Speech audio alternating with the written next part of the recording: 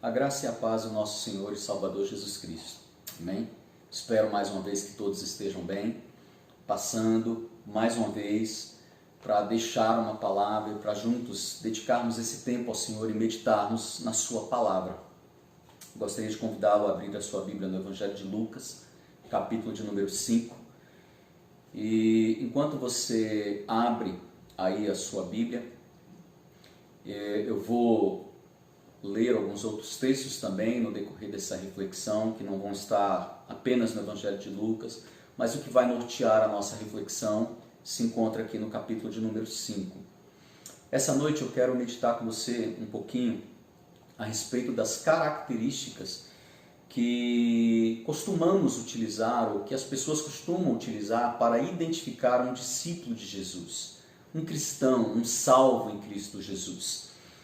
E infelizmente a maioria das pessoas, elas se deixam influenciar pela aparência, por aquilo que o outro quer transmitir, seja pela forma de vestir, pela forma de falar, pela forma de agir. E normalmente esta avaliação ela está baseada nos nossos encontros comunitários de adoração. E como alguém já disse, ser crente na igreja, ou ser discípulo na igreja, ser servo na igreja, é a coisa mais fácil do mundo, não é verdade?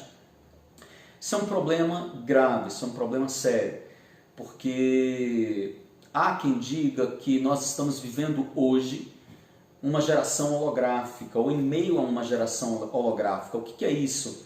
Em meio a uma geração de pessoas que estão preocupadas em vender uma imagem. E o texto que o Espírito Santo de Deus me direcionou para refletirmos nessa noite, dentre as inúmeras características que ele mostra que nós podemos identificar um cristão, ele dá destaque para uma característica, que é a característica que eu quero me prender na reflexão dessa noite com você, ok? Que é o da obediência, a bênção da obediência. O texto, ele começa no versículo de número 5, você conhece o contexto, eu vou contextualizar para você, é aquele texto em que fala de que Simão Pedro, juntamente com seus companheiros, eles pescam ou tentam pescar a noite inteira e eles não têm resultado positivo, eles voltam então cansados para a praia e ali eles acabam encontrando o mestre, se relacionando com o mestre entra numa embarcação e de repente começa a acontecer algumas coisas e vai se desenrolar um diálogo, e esse diálogo então está lá no versículo de número 5, versículo de número 4. Tendo acabado de falar, Jesus disse a Simão: vá para onde as águas são mais fundas. E a todos ele disse: lancem as redes para a pesca. Simão respondeu: mestre, esforçamo-nos a noite inteira e não pegamos nada.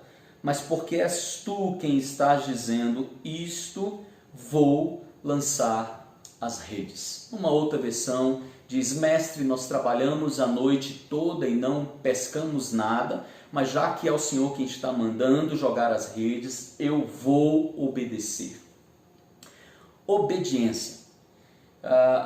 Para muitos, a obediência está unicamente, exclusivamente ligada às bênçãos de Deus. E aqui eu quero começar a nossa reflexão. É óbvio que todas as vezes que nós obedecemos ao Senhor, que nós damos ouvidos à sua voz e que praticamos aquilo que Ele nos tem ordenado, de alguma forma nós somos beneficiados. Mas eu quero chamar a sua atenção já do início, querido, para a bênção da obediência. E não apenas para as bênçãos decorrentes da obediência. É extremamente perigoso o evangelho que nós estamos vivendo hoje, ou que muitos estão vivendo hoje, que é o evangelho que vai exatamente fazer isso, entender que a obediência ela é unicamente ou exclusivamente ligado à questão das bênçãos, e isso acaba se transformando numa forma de jogo de interesses ou de barganha para com Deus. muitos têm criado essa imagem de que se nós formos obedientes, as bênçãos do Senhor se manifestarão de forma tal na nossa vida, que nada de ruim, nada de triste, nada de trágico irá nos acontecer, nenhum tipo de luta ou de tribulação nós iremos atravessar, e não é bem assim que a palavra do Senhor Deus nos ensina. Aliás, os que assim ensinam, os que assim pensam, estão de alguma forma distorcendo um princípio que para Deus é extremamente sagrado. Deus leva muito a sério esse princípio da obediência, né? Muitos, talvez inconscientemente, têm tentado levar uma falsa vida cristã exatamente por uma busca de interesses. A Bíblia nos revela que foi pela desobediência de um só homem que todos nós fomos feitos pecadores, da mesma forma pela obediência de um só homem, um outro homem, Cristo Jesus, nós fomos feitos justos. O que é obediência? Os dicionários, de um modo geral, eles vão afirmar que obediência é submissão à vontade de alguém, é a sujeição, é a dependência, é a submissão extrema. A obediência não é uma coisa que a princípio nós gostamos de fazer naturalmente, pois nós temos dificuldades em nos submeter, não é? E eu quero que você entenda que isto é um sentimento, é um comportamento que nós herdamos de Adão. Se os dicionários afirmam que obedecer e se submeter é cumprir aquilo que foi determinado exatamente da forma como nos fora dito, a obediência a Deus representa cumprir os seus mandamentos e estatutos sem qualquer restrição, sujeitando-se completamente à sua palavra, aos seus desígnios e aos seus propósitos, à sua vontade. Qual é a definição bíblica de obediência? 1 João, capítulo 2, versículos 3 em diante, nós vamos encontrar a seguinte afirmação: e podemos ter certeza de que o conhecemos, se obedecermos aos seus mandamentos. Se alguém afirma, eu sei quem Deus é, mas não obedece aos seus mandamentos, essa pessoa é um mentiroso e não vive na verdade. Mas aqueles que obedecem à palavra de Deus verdadeiramente mostram como o amam. E é assim que sabemos que estamos vivendo nele. Aqueles que dizem que vivem em Deus devem viver suas vidas como Jesus o fez. Jesus, ele vai fazer a seguinte afirmação no Evangelho de João, ou segundo escreveu João, no capítulo 14, versículo 15. Se você me ama, você vai guardar os meus mandamentos, ou você vai guardar as minhas palavras.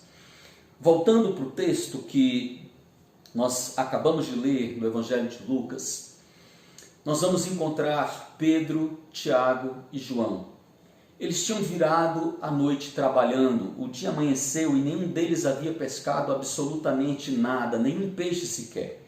Agora imagine a cena, eles estão voltando para casa, desanimados pelo tempo dedicado ao trabalho, sem resultados, sem ganhos, talvez psicologicamente abalados, pensando em como iriam lidar com aquela situação, já que a pesca tinha sido um fracasso. Na volta à margem daquele lago, eles ainda precisariam arrumar os barcos, lavar as redes e de repente uma multidão se aproxima, chega, seguindo um homem, e esse homem é Jesus. Para poder falar de uma maneira que todos o vissem e o ouvissem, Jesus então pede emprestado uma daquelas embarcações, e o objetivo é esse: afastar-se um pouco da margem para ficar de frente, para que todos pudessem vê-lo e ouvi-lo enquanto ele discursava. Pedro poderia, naquele exato momento, ter dito para o Senhor: Senhor, nós acabamos de chegar, nós acabamos de tirar o barco da água nesse instante, Mas apesar do cansaço, apesar da frustração da noite infrutífera de trabalho, Pedro empresta o barco e aguarda o mestre terminar todo o seu discurso. Quando Jesus termina de discursar para a multidão, ele se volta para Pedro e nós lemos então no versículo de número 4, que ele diz: leve o barco para o lugar onde é mais fundo no lago. E então você e seus companheiros vão jogar as redes para pescar. Mais uma vez, nós nos deparamos com a situação em que Pedro poderia ter dito para Jesus: mestre, com todo respeito, nós não somos principiantes no ofício da pescaria. Nós temos uma vasta experiência neste ofício, Senhor. A sua experiência é a carpintaria, não é a pesca. O melhor horário para pescar é à noite. Nós fizemos isso a noite toda e não conseguimos pescar absolutamente nada. Por que deveríamos tentar de novo? Mas numa demonstração de obediência, Pedro diz no versículo de número 5: mestre, esforçamo-nos a noite inteira e não pegamos nada, mas porque és tu quem está dizendo, eu vou obedecer. Como é que deve ser a nossa obediência à luz da palavra de Deus? Eu queria pensar com você, à luz do Novo Testamento, baseado na graça ensinada e vivida por Cristo Jesus, ela precisa ser de todo o coração. Ela não deve ser baseada na imposição da lei e muito menos, querido, pelos costumes religiosos a que muitos estão acostumados a viver. Me permita abrir um parêntese aqui e trazer um outro texto que se encontra no livro de 1 Samuel, no capítulo de número 15. Esse texto ele também é famosíssimo, é o texto em que relata quando o Senhor Deus rejeita Saul. E aí nós vamos nos deparar aqui no versículo de número 10, quando o Senhor Deus fala a respeito de Saul para o seu servo Samuel, e ele diz assim: então o Senhor Deus falou a Samuel, versículo de número 11, arrependo-me de ter posto Saul como rei, pois ele me abandonou e não seguiu as minhas instruções. Samuel ficou triste e clamou ao Senhor toda aquela noite. É interessante porque no verso de número 12 vai nos dizer que Samuel sai ao encontro logo que amanhece de Saul. Ele vai preocupado, querendo encontrar Saul para conversar com Saul, e quando ele encontra Saul, Saul sai saudando e dizendo assim: bendito sejas tu do Senhor, tenho a dizer-te que já dei cumprimento às palavras do Senhor. E Samuel repreende Saul, lá no verso de número 17, ele diz assim para Saul: e Samuel disse, embora pequeno aos teus próprios olhos, você não se tornou o líder das tribos de Israel? O Senhor não o ungiu como rei sobre Israel e o enviou numa missão ordenando: vai e destrua completamente aquele povo ímpio, os amalequitas, guerrei contra eles até que os tenha eliminado. Por que você não obedeceu ao Senhor? Por que se lançou sobre os despojos e fez o que o Senhor reprova? Saul começa a argumentar com Samuel. E ele começa a dizer que obedeceu e que ele cumpriu tudo o que havia sido instituído pelo Senhor Deus. E que por ter dado ouvido à voz do povo, por ter temido o povo, ele poupa então o rei Agag e alguns animais com o objetivo de sacrificar ao Senhor. Mas Samuel responde para ele no versículo de número 22. Samuel, porém, responde: acaso tem o Senhor tanto prazer em holocaustos e em sacrifícios, quanto em que se obedeça a sua palavra? A obediência é melhor do que o sacrifício, e a submissão é melhor do que a gordura de carneiros. É a afirmação de Samuel para Saul. É interessante que Saul, ele então admite. Ele admite que errou, que pecou, e volta mais uma vez a dizer que teve medo do povo e a transferir parte da sua responsabilidade a terceiros. E nesse desespero ele tenta se agarrar ao profeta, ele tenta pedir o perdão ali, ele tenta clamar para que o profeta venha de alguma forma intervir na situação dele, e por fim ele clama para que o profeta suba com ele para oferecer sacrifícios e para oferecer um culto de louvor e de adoração ao Senhor.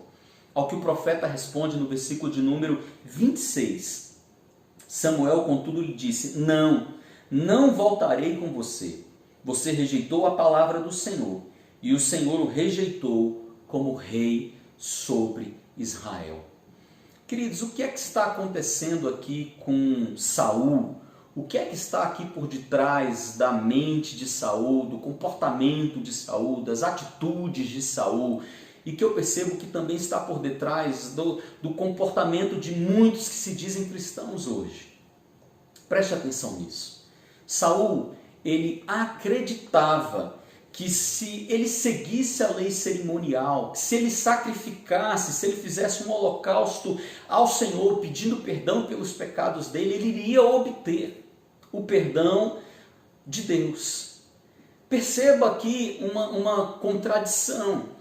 Saul desejava o perdão de Deus, porém no seu coração, no seu íntimo, no seu interior, na sua prática de vida, ele estava inclinado a desobedecer à voz do Senhor.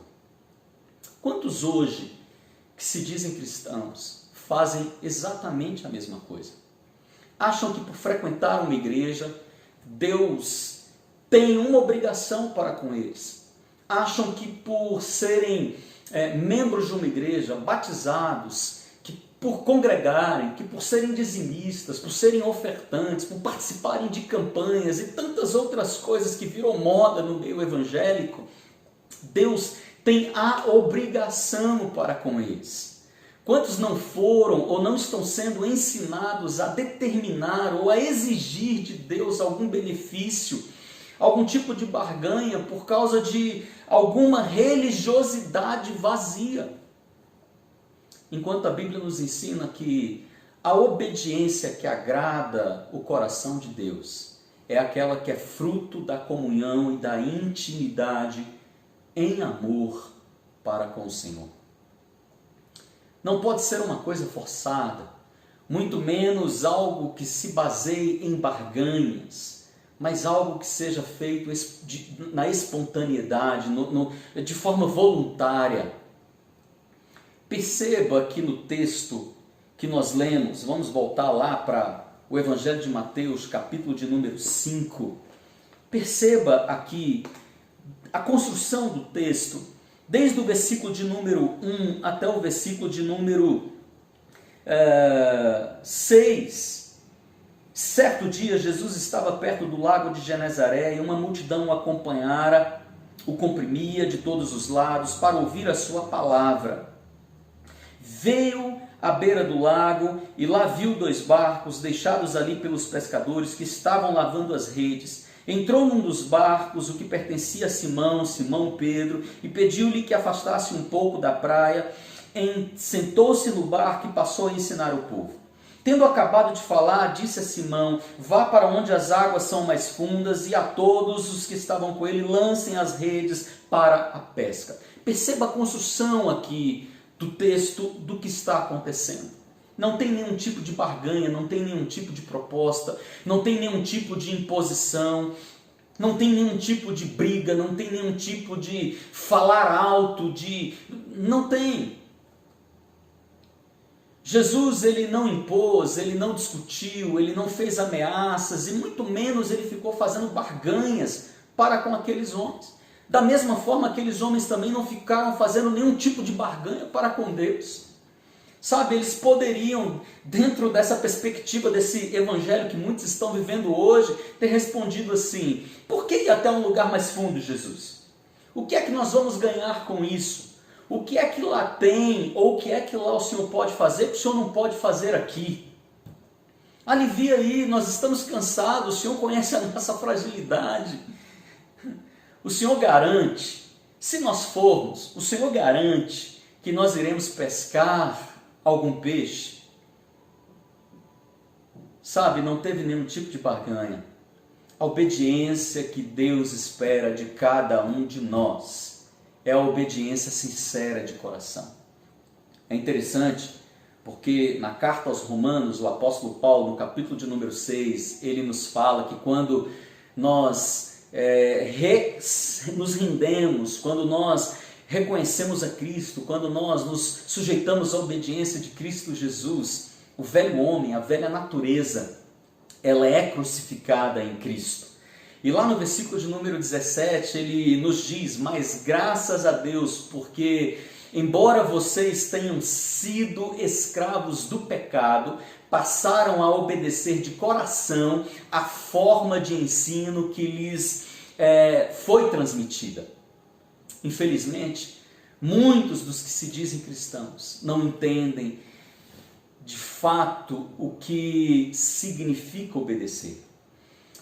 No Evangelho segundo escreveu Lucas, no capítulo de número 6, no versículo 46, nós vamos encontrar Jesus fazendo o seguinte questionamento: por que me chamais Senhor, Senhor, e não fazeis o que vos mando? No início dessa reflexão, eu disse que vivemos em meio a uma geração, ou muitos alegam que nós estamos vivendo em meio a uma geração holográfica, aquela geração que quer vender uma imagem. Mas eu quero chamar a sua atenção e dar um destaque que isso não é verdade, isso não é um comportamento novo, isso não é uma moda dos nossos dias atuais, isso é antigo. Basta darmos uma olhada no que a Bíblia nos diz acerca dos grupos religiosos nos dias de Jesus. A semelhança dos fariseus nos dias de Jesus. Muitos pecam hoje pela religiosidade. Aprendem a falar e a se comportar e a vender uma imagem de bons cristãos, sem viver na prática aquilo que a imagem transmite. É interessante porque no Evangelho, segundo escreveu Mateus, lá no capítulo de número 21, a partir do verso de número 28, nós vamos encontrar Jesus contando uma parábola para os seus ouvintes e fazendo uma comparação entre dois grupos de pessoas. E a parábola é aquela parábola que você também conhece. Um homem tinha 2 filhos e chegando-se ao primeiro ele disse: filho, vai hoje trabalhar na minha vinha. E este primeiro então responde: sim, Senhor, sim, meu pai. Porém, Jesus lá na parábola nos afirma que ele não foi. Apesar dele ter dito que iria, ele não foi. Dirigindo-se a um segundo filho, ele lhe diz a mesma coisa, mas este lhe responde de uma forma dura, que muito provavelmente lhe machuca o coração. Esse lhe diz: não quero, não vou. E Jesus nos diz lá na parábola que depois de um tempo, esse segundo filho que disse que não queria, que não iria, arrependido, foi. E aí Jesus faz a seguinte pergunta para os seus ouvintes: qual dos dois fez a vontade do Pai? E os seus ouvintes responderam: o segundo. Sem sombra de dúvidas, o segundo foi o que obedeceu. Ainda que a princípio ele tenha se rebelado e dito que não faria o que o Pai havia pedido, mas o texto nos diz que ele se arrepende, e arrependido ele vai em obediência ao Pai trabalhar na vinha. Jesus compara esses 2 filhos a 2 grupos de pessoas. Os fariseus, um grupo radical, ultra-religioso dentro do judaísmo, e os coletores de impostos e as prostitutas, que recebiam os piores rótulos e títulos, tanto sociais quanto espirituais daquela época, ou em outras palavras, os pecadores. E ele conclui a fala dele para aqueles ouvintes, dizendo que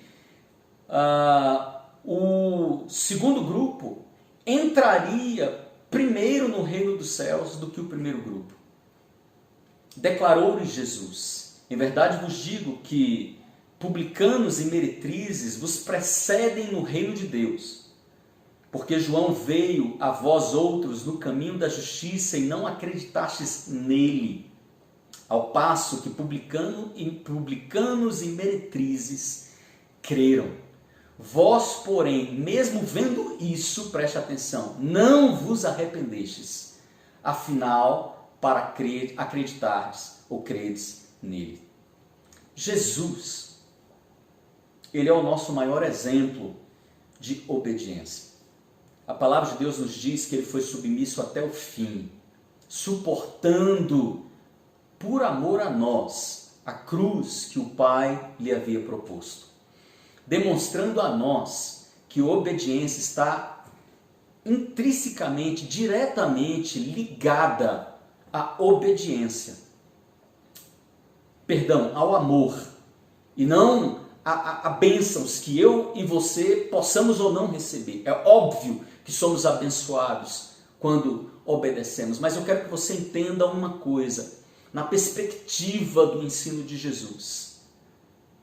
A obediência, ela está ligada ao amor. Se de fato o amamos, nós obedecemos. A Bíblia nos ensina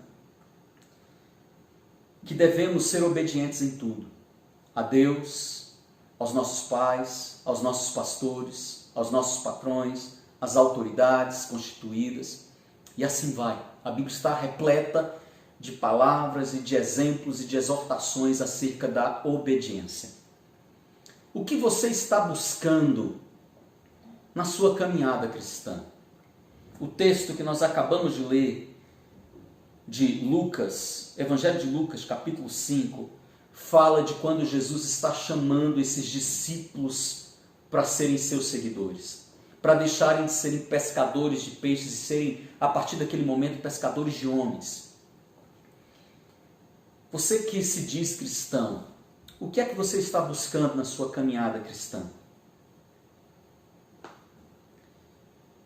Se as suas orações, se as suas petições, se o seu clamor é todo voltado apenas para você mesmo, se a vida cristã para você é buscar prosperidade, buscar bênçãos, buscar riquezas, buscar felicidades, buscar poder, buscar cura, buscar milagres, se o seu coração arde única e exclusivamente pelas bênçãos de Deus, contudo não arde por amor a Deus e pela sua obra, se principalmente nessa sua caminhada cristã você não tem encontrado forças e você não tem abandonado pecado ou o pecado ou os seus pecados, por acreditar, queridos, que por Deus ser misericordioso, por Ele ser bom, por Ele ser amor, Ele ter a obrigação de te perdoar, eu sinto muito em lhe dizer, a sua concepção de cristianismo está completamente fora dos padrões bíblicos. Eu quero encerrar a minha reflexão dessa noite pedindo para que o Espírito Santo de Deus, ele venha te capacitar, ele venha te instruir e também te desafiando a ler esse capítulo de número 5 do Evangelho de Lucas, o capítulo de número 6 do Evangelho de Lucas, em especial do versículo 17 ao 23, o capítulo de número 5 do Evangelho de Mateus, em especial do versículo de número 1 ao versículo de número 11. E a minha oração é que o Espírito Santo de Deus ele venha te instruir, ele venha te capacitar, para que você venha entender, para que você venha compreender qual é a vontade dele nessa jornada chamada jornada cristã. Jesus nos convida a sermos imitadores dele, pobres de espírito, que reconhecem que não podem absolutamente nada e que não são absolutamente nada sem ele. Ele nos desafia a sermos mansos. Ele nos desafia a chorar e chorar por arrependimento, a chorar pelos nossos pecados e a chorar pelos pecados daqueles que estão à nossa volta. Ele nos desafia a ter fome e sede da sua justiça. Nos desafia a sermos misericordiosos. Que você possa ir ao texto, que você possa ler o texto e que o Espírito Santo de Deus se revele a você, que Ele te capacite, que Ele te instrua a compreender qual é a boa, perfeita e agradável vontade dEle na sua vida, que começa e que passa pela obediência. O que você vai fazer a partir de hoje? Você, na sua caminhada cristã, vai continuar numa perspectiva de obedecer a Deus para de alguma forma ser abençoado? Para de alguma forma conseguir nele algum tipo de bênção, algum tipo de benefício? Ou você, por compreender esse vínculo, esse laço de amor, a cada dia que passa vai se humilhar diante da sua potente mão, dizendo: Senhor, eu preciso da tua graça, eu preciso da tua misericórdia, eu quero te obedecer, Senhor, não por medo, quero te obedecer, Senhor, também não por nenhum tipo de barganha, para de alguma forma ser, ó Deus, beneficiado. Eu sei que te obedecendo eu sou beneficiado, mas não é por isso, Senhor. Eu quero te obedecer porque eu te amo, eu quero te obedecer porque eu sei que esse é o propósito do Senhor para a minha vida. Eu quero te obedecer, ó Deus, porque de fato e de verdade eu te conheço. E se eu te conheço, como afirma João, Pai, eu guardo os teus mandamentos e os pratico. Deus tem um desafio, ou tem colocado um desafio diante de nós. Sermos obedientes à sua voz, ou continuarmos vivendo a nossa própria inteligência, vontade e escolha. Você decide, meu irmão. Como eu disse, como nós vimos aqui no exemplo do Evangelho de Lucas, Deus não impõe, o Senhor Jesus não nos impõe. À luz do Novo Testamento, à luz da prática vivida por Jesus, à luz daquilo que Ele nos ensinou, Ele nos convida para sermos amigos seus, discípulos seus. E se nós assim o aceitarmos, o quisermos, se nós assim nos sujeitarmos ao seu senhorio e à sua vontade, Ele, por sua vez, com seu Espírito Santo, vai dia após dia nos lapidando, nos limpando, nos purificando e nos fazendo ser dia após dia mais parecidos com Ele. Isso não significa que nós não iremos mais errar, que nós não iremos mais cair, que nós não iremos mais pecar. Não. Mas significa, querido, antes de qualquer outra coisa ou acima de qualquer outra coisa, que a nossa concepção acerca da obediência, ela mudou, ela está sendo mudada, ela está sendo transformada, ela está sendo pautada à luz das Sagradas Escrituras. Cristo Jesus hoje está te desafiando a lançar as redes numa direção que você nunca lançou. E a minha expectativa é de que você, que eu, que todos aqueles que me ouvem possam responder como Pedro. Nós não sabemos o dia de amanhã, nós não sabemos o que irá nos acontecer daqui a pouco, Senhor. E já tentamos acertar várias outras vezes, com vários outros métodos. E que todos eles foram falhos, todos eles deram errado.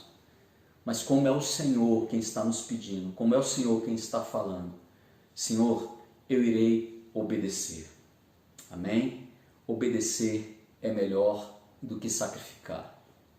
Pai, no nome de Jesus, mais uma vez eu quero te louvar, te agradecer por tão grande privilégio, Senhor, que é o privilégio de ser teu amigo, privilégio de ser teu discípulo, privilégio, ó Deus, de te seguir, de te servir. E eu te peço, Pai, nos ajuda, ajuda aqueles que me ouvem, ajuda cada irmão, ajuda cada irmã, ajuda, Senhor, os nossos amados, os nossos queridos, a te obedecer, ó Deus, como diz a tua palavra, que devemos obedecer. Ajuda-nos, Pai. Queremos deixar de ser apenas ouvintes, como diz Tiago, e queremos ser praticantes da mesma. Queremos de fato e de verdade agradar o teu coração. E por isso eu te peço, Pai, nós precisamos da tua ajuda, nós precisamos do teu auxílio, Senhor, para cumprir os teus propósitos e cumprir a tua vontade. Eu te louvo porque o Senhor não desiste de nós. Eu te louvo, Pai, porque o Senhor está sempre com as suas mãos estendidas para com o teu povo. Eu te louvo, Pai, porque o Senhor está sempre nos ensinando e nos advertindo, Pai, a respeito de cumprir a tua vontade, a dar ouvidos à tua voz. Essa é a minha oração, que possamos ser filhos obedientes, filhos que agradam o teu coração. Muito obrigado, Senhor, pela tua palavra. No nome de Jesus. Amém e amém. Que o Senhor Deus te abençoe, que o Senhor Deus faça resplandecer sobre ti o rosto dele e que ele te dê paz. Amém? Deus abençoe. Até a próxima.